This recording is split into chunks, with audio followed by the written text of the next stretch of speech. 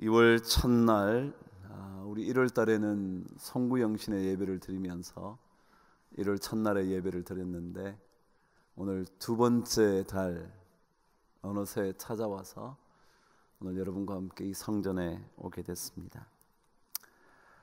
말씀을 준비하다가 시편의 말씀을 준비했어요. 시편 120편부터 시편 134편까지 15편의 시는 제목을 이렇게 달아놓았습니다. 성전에 올라가는 노래, 그렇게 되어 있습니다. 성전에 올라가는 노래.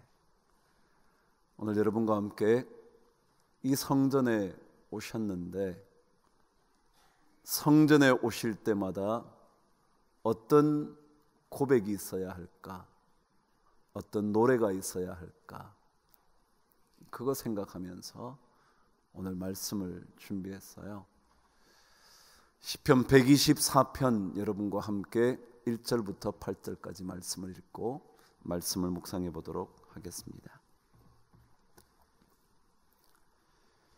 시편 124편 1절에서 8절까지 우리 함께 읽어보시죠.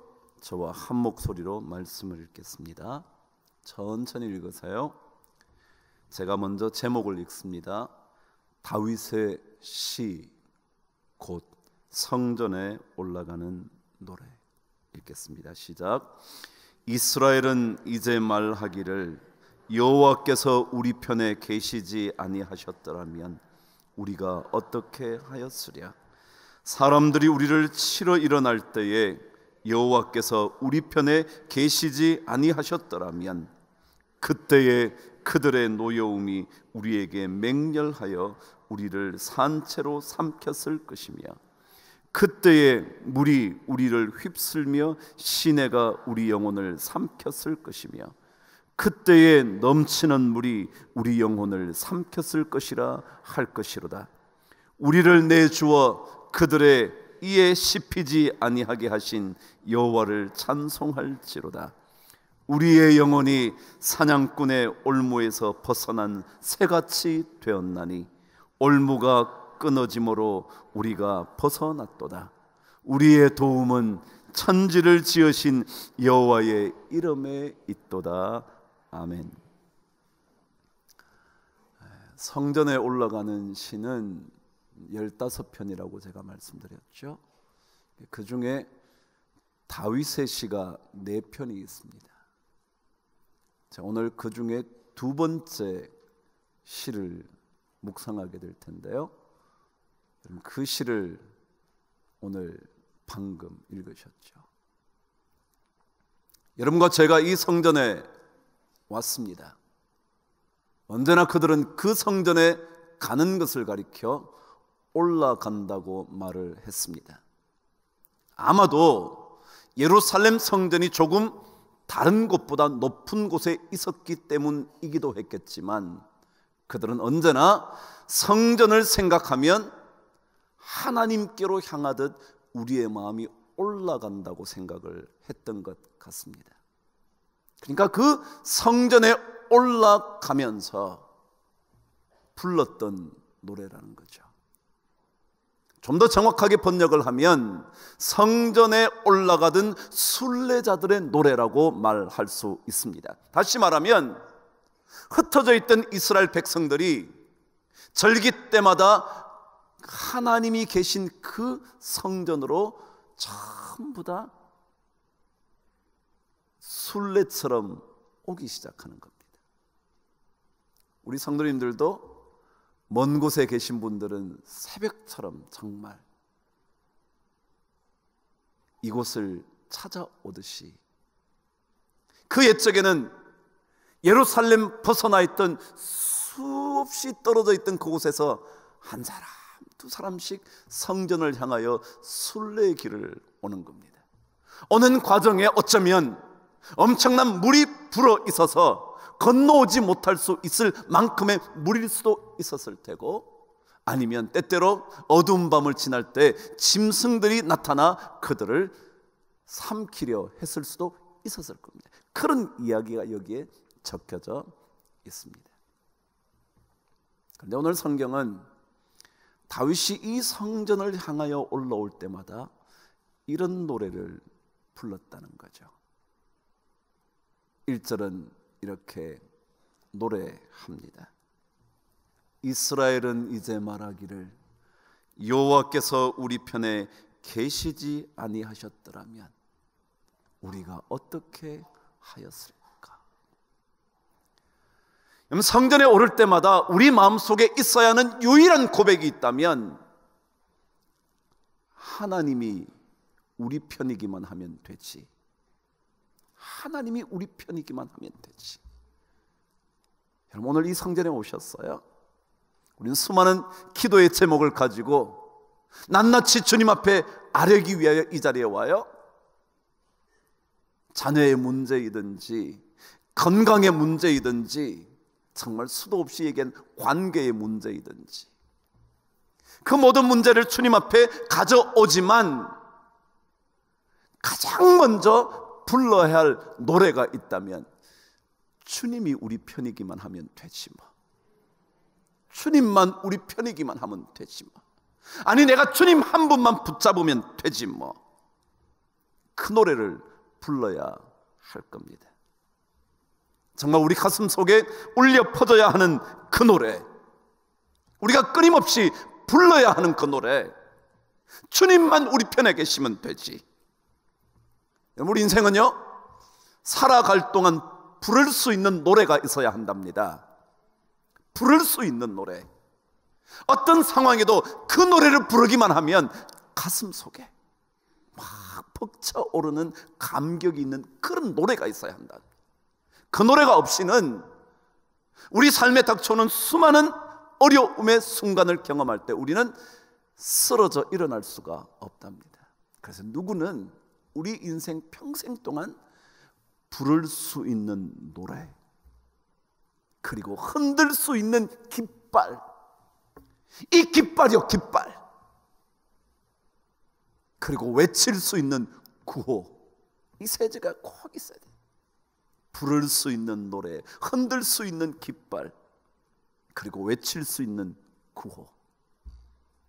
어쩌면 구호가 노래일지도 모르죠. 그 깃발이 우리의 노래의 제목이 될지도 모르죠.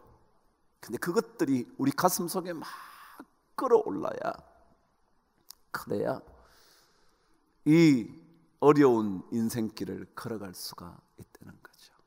오늘 다윗은 성전을 올라갈 때 모든 이스라엘 사람들은 이렇게 말해야 한다는 거죠. 말한다는 게 바로 노래해야 한다는 거예요. 뭐라고요? 여호와 그분이 우리 편에 계시지 않았더라면 어떻게 하였을까? 여러분, 믿을 신자 써보신 적 있죠? 한자로요. 써봤으면 써봤다, 못 써봤으면 본 적은 있다. 믿을 신자요, 이렇게 이렇게 이렇게. 이게 뭐냐면 사람 인자거든요. 사람 인자. 이게 사람 인자 이렇게 쓰잖아요. 그걸 직선으로 내리면 앞에 이렇게, 이게 사람 인자예요. 그 다음에 뭐가 있죠? 말씀 언자가 있죠. 그렇죠? 믿을 신자. 믿음이라는 건 뭐냐 하면요, 사람이 말을 한 것을 잘 지킬 때 믿을 만하다, 그런 거예요. 사람이 말한 거야, 사람이 말하고 사는 거야. 그걸 좀 더 강력하게 고백하면 사람이 늘 노래하듯 부르는 그 말이야. 노래하듯 부르는 그 말이야. 입이 열릴 때마다 무조건 할 수 있게 되는 그 말이야. 그 말을 잘 지킬 때 뭐요? 믿음이 있다. 우리는 어떤 믿음의 말을 해야 되느냐 하면, 하나님이 우리 편에 계시기만 하면 괜찮아. 내가 지금 문제는 있어도 하나님이 우리 편이기만 하면 돼. 하나님이 내 편이기만 하면, 그리고 내가 하나님 편에 쓸 수만 있다면 돼. 우리는 끊임없이 문제에 집착한다 그랬잖아요. 우리 문제에 집착하지 않고 하나님께 집착을 해요. 하나님이 우리 편이기만 하면 돼. 흔들리지 않는 그 고백이요. 여러분 2001년을 기억하시는지 모르겠네요.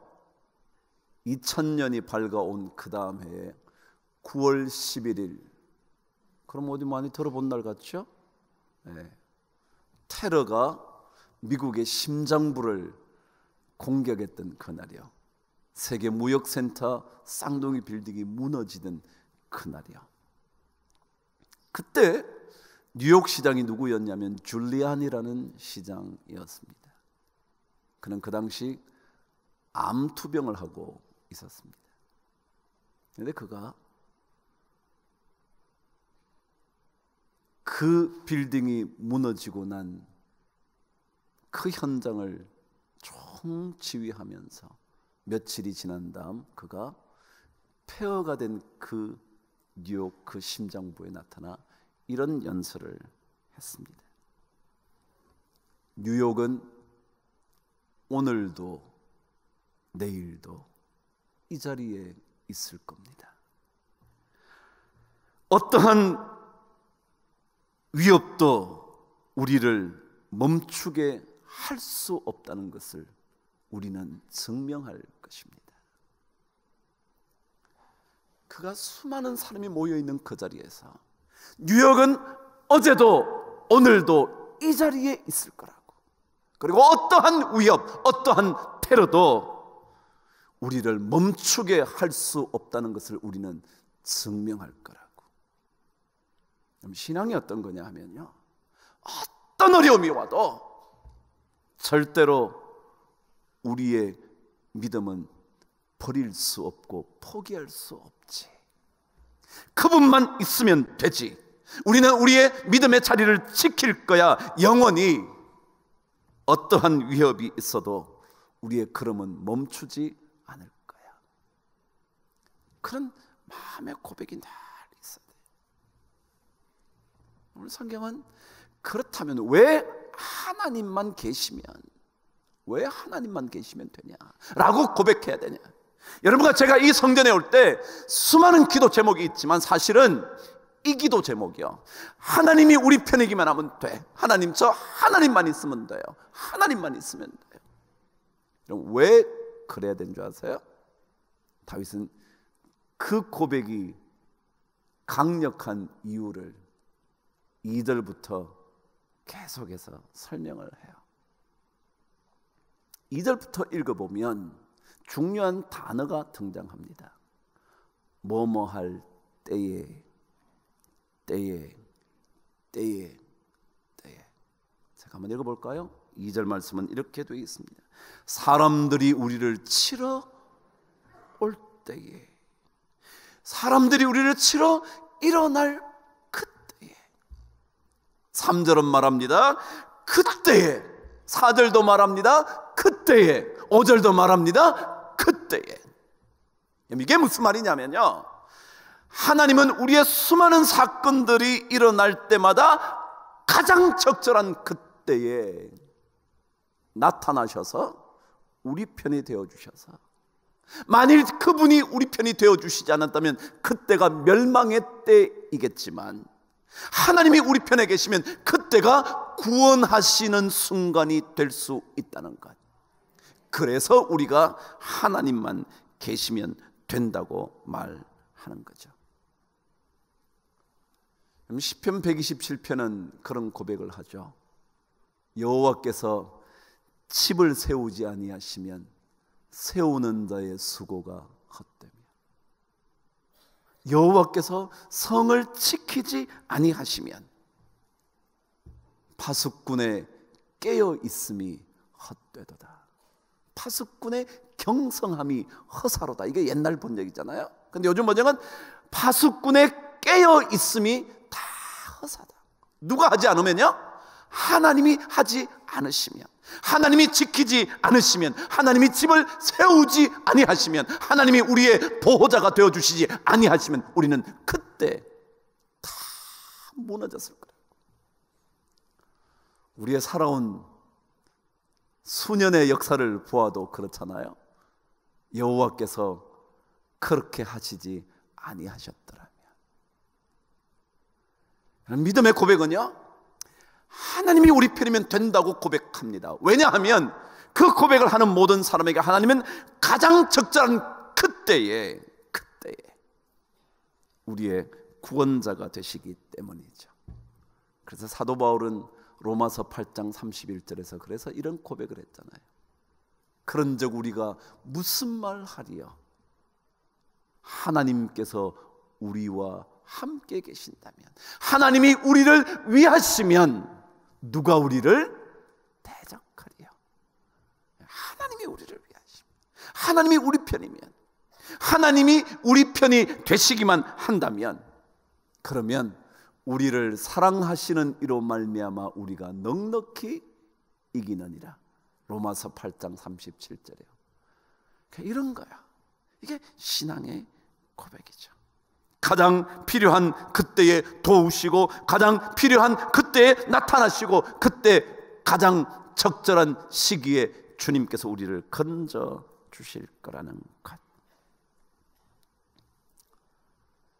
여러분, 그렇기 때문에 우리는 하나님을 끊임없이 노래해야 합니다. 그분만 찾아야 합니다. 왜냐하면 그분이 가장 적절한 때에 구원의 손길을 펼쳐주시기 때문에 그렇습니다. 두 번째 이유를 성경은 또다시 이야기합니다. 저와 함께 6절 말씀을 읽겠습니다. 시작. 우리를 내주어 그들에 의해 씹히지 아니하게 하신 여호와를 찬송하리로다. 와, 여러분, 여기에 가장 중요한 단어는요, 우리를 내주어라는 단어입니다. 여러분, 이 말은 무슨 말이냐면, 하나님이 내어주시지 아니하시면 우리는 절대 괜찮다. 하나님이 안 내주시면, 이 얘기는 결국은 모든 것은요, 하나님이 주관하신다는 거예요. 하나님이 허락하지 않으시면 안 되는 거예요. 반대로요, 하나님이 허락하시면 다 되는 거예요. 그래서 이 믿음의 고백이요, 하나님이 허락하시면 되지 뭐, 하나님이 허락하지 아니하시면 안 될 거지 뭐. 그래요? 우리는 우리 인생의 주권자가 될 수 없어요. 우리는 우리의 주인이 아니에요. 하나님이 주인이에요. 하나님이 내어주시면, 하나님이 허락하시면 그러면 돼요. 마태복음에서도 주님께서 이런 말씀을 하시죠. 참새 2마리가 한 아사리온에 팔리는 것이 아니냐. 그러나 하늘에 계신 너희 아버지께서 허락하지 아니하시면 그 하나도 땅에 떨어지지 않을 거라고. 하나님이 허락하시지 아니하시면, 하나님이 허락하시지 아니하시면 어떠한 일도 일어나지 않을 것이기 때문에 우리는 뭐요? 하나님이 우리 편이기만 하면 된다. 아무리 적들이 이빨을 드러내고 우리를 공격해도요, 하나님이 내어주시지 않으면 그들은 우리를 씹을 수가 없어요. 이런 노래를 불러야 된단 말이죠. 이런 노래, 이런 고백이요. 야고보가 그런 얘기한 그 말씀을 기억하시죠? 우리가 어떤 곳에 가서 이런 것도 하고 저런 것도 하고 이 사업도 하고 저 사업도 하지. 그랬더니 야고보가 그러죠. 그런 소리 하지 마. 너희 인생이 뭐 같다고요? 안개와 같다고.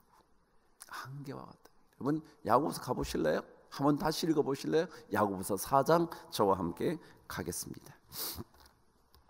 야고보서 4장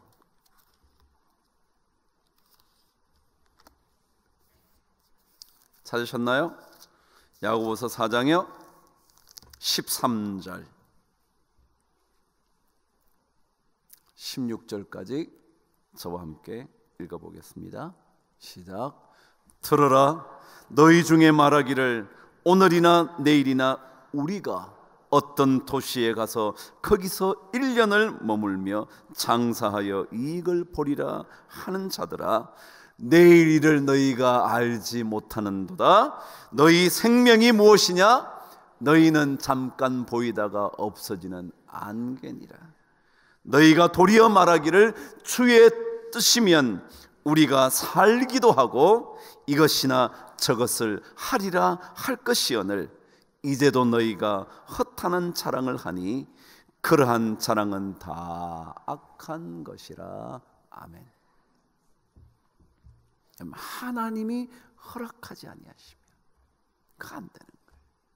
그러니까 하나님이 허락하시면, 주님의 뜻이면 우리가 살기도 하고 이것을 하기도 하고 저것을 하기도 할 거라고. 이것 외에 일어나는 모든 것들은 전부 다 허탄한 자랑이라고. 우리가 어떤 도시로 가서 1년을 머물면서 장사하여 이익을 내리라, 그런 말 하지 마라. 그런 말 하지 마라. 그거는 다 허탄한 자랑이라고. 우리가 해보겠다고요? 아니요. 여러분, 오늘 성전에 오시면서 이런 고백이요. 하나님이 하시면 되지 뭐. 안 하시면 안 하면 되지 뭐. 하나님이 허락하지 않으시면 조금 어렵게 살지 뭐. 그러나 하나님이 때가 되면 주시겠지 뭐. 여러분, 이거요. 우리를 내주어, 우리를 내주어. 그분이 내어주지 않으면 절대 씹히지 않을 거고요. 우리가 몸부림쳐도요, 그분이 내어주시기로 작정하시면 우리 끝이에요. 그런 거 아니에요? 아무리 그렇지 않으려고 몸부림쳐도 하나님이 하시겠다면 하는 거잖아요. 그러니까 우리의 삶의 주관자를 우리라고 생각하시면 안 되죠. 그러니까 우리는 그저 하나님이 허락하시면 되지. 이것 없이는, 이런 고백 없이는 우리는 사냥꾼의 올무에서 벗어날 수가 없죠.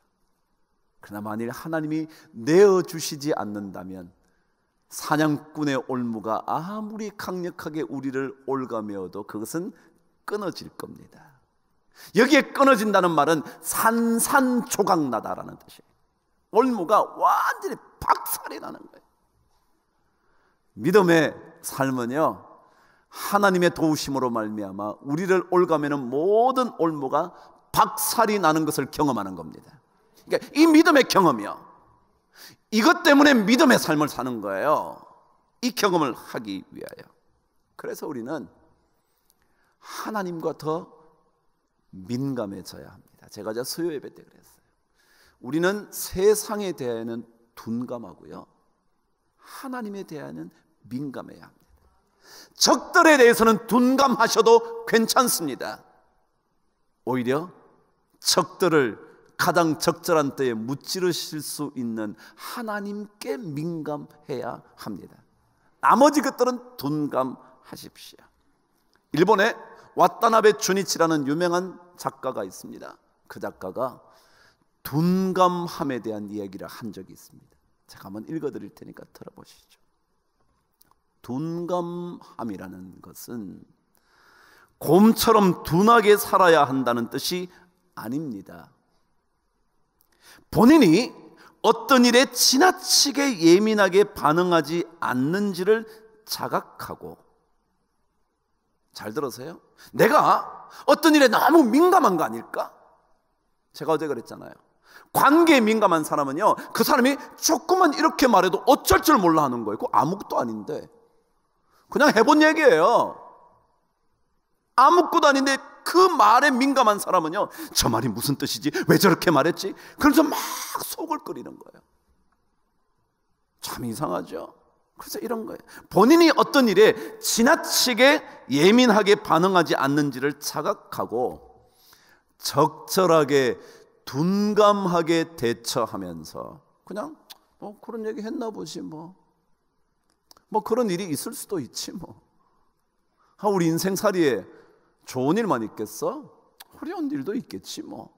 조금 둔감하게 대응하면서 자신의 삶을 살아야 한다는 것을 의미합니다.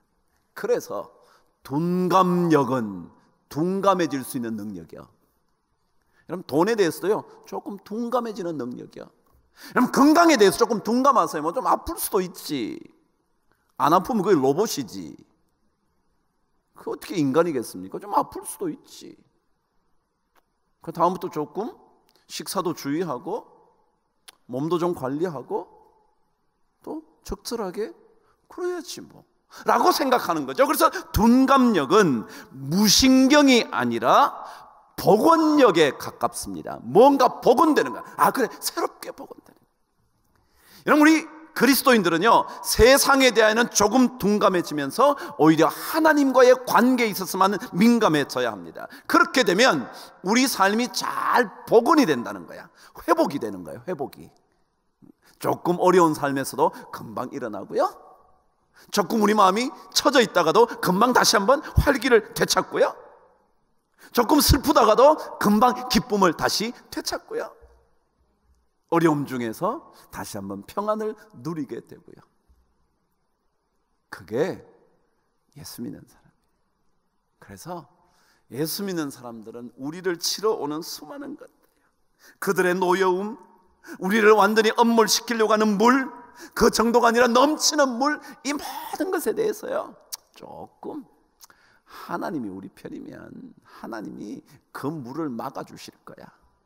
홍해 갈라주실 거야. 요단강물 하나님이 건너게 하실 거야. 우리 목마름 주님께서 물을 반석에서라도 내어주셔서 마시게 하실 거야. 하나님께 민감한 거예요. 나머지는 조금 둔감해져.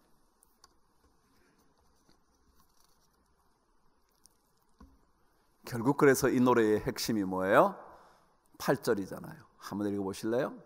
8절이 이 노래의 핵심이에요. 시작.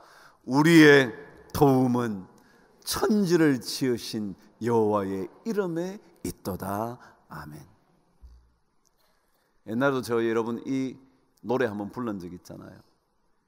오 올무가 끊어졌네, 해방되었네. 그 다음에 뭔데요? 우리 도움은 주의 이름.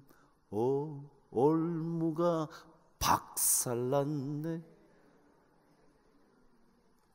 우리 도움은 주의 이름.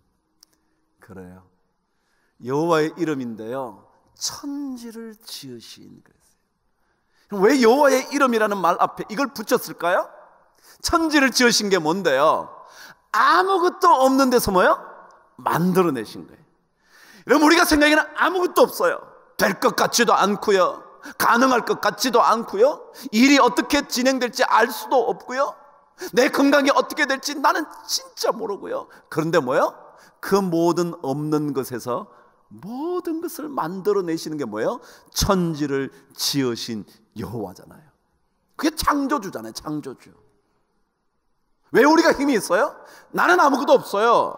저는 뭐 할 수 있는 능력도 없어요. 근데 하나님은 없는 것에서 모든 것을 만들어내실 수 있는 천지를 지으신 여호와거든요. 그래서 우리의 구원은 없는 것에서, 아무것도 아닌 것에서, 가능성이 전혀 없는 것에서 모든 것을 만들어내실 수 있는 그분이기 때문에 우리는 그런 노래를 부르는 거예요. 이런 노래를 부르는 거예요.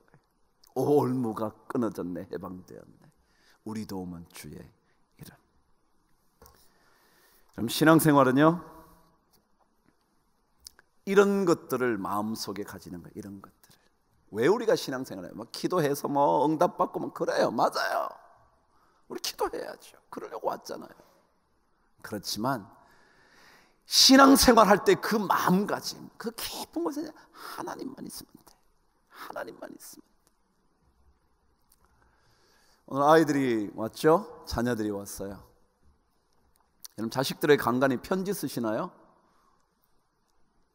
편지 써봤다 요즘. 어휴, 그래도 한 서너 명 되네요. 요즘 편지 안 쓰죠? 다음 뭘 보내요? 문자 보내지, 뭔 편지. 근데요, 이 편지가 참 감동이 되더라고요. 조선시대에는 핸드폰이 있었을까요? 없었죠. 그러니까 문자는 안 보냈겠죠. 대신 편지를 썼다는 거예요.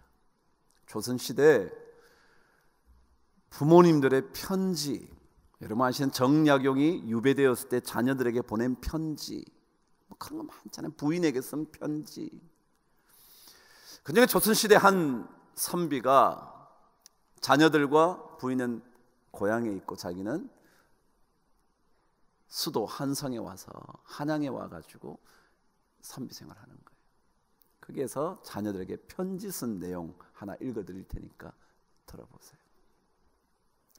설교가 좀 길어져서 죄송해요. 그래도 뭐 우리 5시 반에 시작했으니까, 그죠? 아직 6시 반도 안 돼, 1시간도 안 됐으니까 잘 들어보세요. 백광훈이라는 선비가 해남에 있는 아들들에게 보낸 수십 통의 편지가 발견돼서 번역을 해놓은 거예요. 그 중에 한 편을 읽어드릴게요. 듣자니 너희가 잠옷 남을 업신여기는 태도가 있고 또 남의 허물 말하기를 좋아한다 하더구나.